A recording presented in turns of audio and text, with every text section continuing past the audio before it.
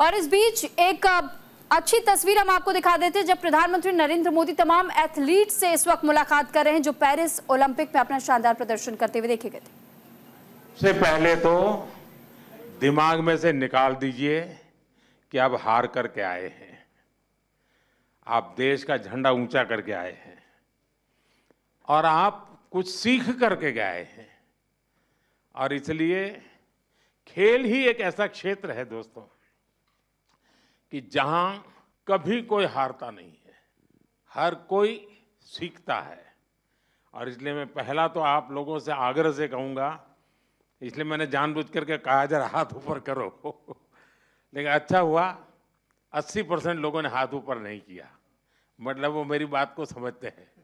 जिन्होंने हाथ ऊपर किया उन्होंने नम्रता के कारण किया है, विवेक के कारण किया है। लेकिन मैं उनसे भी आग्रह करूंगा कि हमें ये सोचना नहीं है कि हम पीछे रह गए हैं, हम बहुत कुछ सीख करके आए हैं। तो मेरी बात आपको मंजूर है?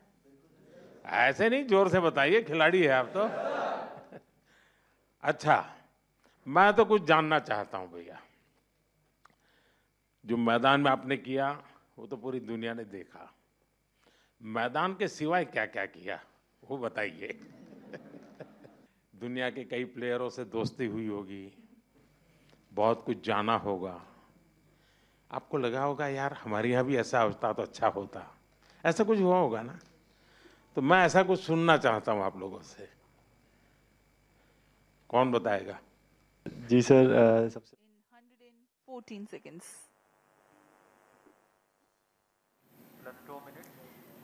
तो फिलहाल ये सीधी तस्वीरें इस वक्त हम आपको इसरो सेंटर से दिखा रहे हैं जहां पर आज इसरो ने एक और रॉकेट लॉन्च किया है। और दरअसल इस लॉन्चिंग के जरिए अब अगर देश में कभी भी कोई आपदा आनी होगी तो ऐसे में पहले ही उस बात की जानकारी हमें मिल पाएगी एक नए सैटेलाइट के जरिए।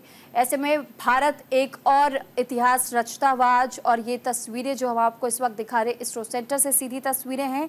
दरअसल बताया ये जा रहा है कि जिस तरीके से लगातार इसरो कई प्रयास कर रहा है और इसी प्रयास के तहत में चेन्नई से लगभग 135 किलोमीटर पूर्व में स्थित सतीश धवन अंतरिक्ष केंद्र का अंतरिक्ष यान एक बार फिर अंतरिक्ष की ओर रवाना हो चुका है। और ये उसी दौरान की तस्वीरें इस वक्त हम आपको दिखा रहे हैं।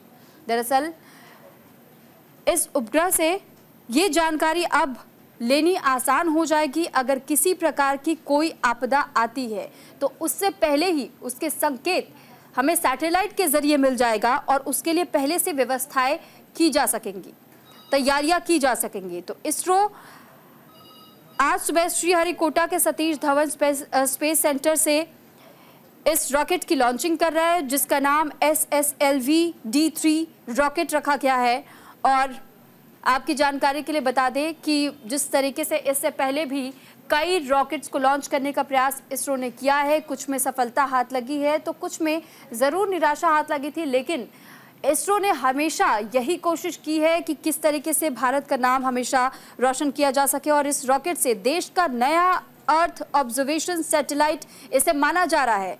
अर्थ ऑब्जर्वेशन सैटेलाइट इस प्रकार से काम करेगा कि अगर किसी भी कोने में पृथ्वी के किसी प्रकार की कोई आपदा होनी है तो पहले ही उस बात की जानकारी हम तक पहुंच जाएगी और उसी के तहत में इन बातों का ध्यान रखते हुए तैयारियां की जा सकेंगी। इसके अलावा छोटा सैटेलाइट SRO डिमोसैट भी पैसेंजर सैटेलाइट की तरह ही छोड़ा जा रहा है। और ये दोनों सैटेलाइट्स धरती से 475 किलोमीटर की ऊंचाई के गोलाकार ऑर्बिट में चक्कर लगाएंगे। और साथ ही इसी वजह से कहा जा रहा है कि SSLV D3 रॉकेट और साथ एक और छोटा रॉकेट लॉन्च किया जा रहा है और इसके जरिए सैटेलाइट से अब हमें तमाम आपदाओं से जुड़ी हुई जानकारी आगे आने वाले समय में मिल सकेगी। तो वहीं SSLV जिसे स्मॉल सैटेलाइट लॉन्च व्हीकल कहा जाता है और D3 का मतलब तीसरी डिमॉन्स्ट्रेशन फ्लाइट होती है। ऐसे में आज एक और नया रॉकेट लॉन्च किया गया है और ये उपग्रह एक इतिहास के पन्ने में ज़रूर दर्ज होगा ये समय। तो वहीं दूसरी ओर बड़ी उपलब्धि भारत के नाम दोबारा दर्ज होगी।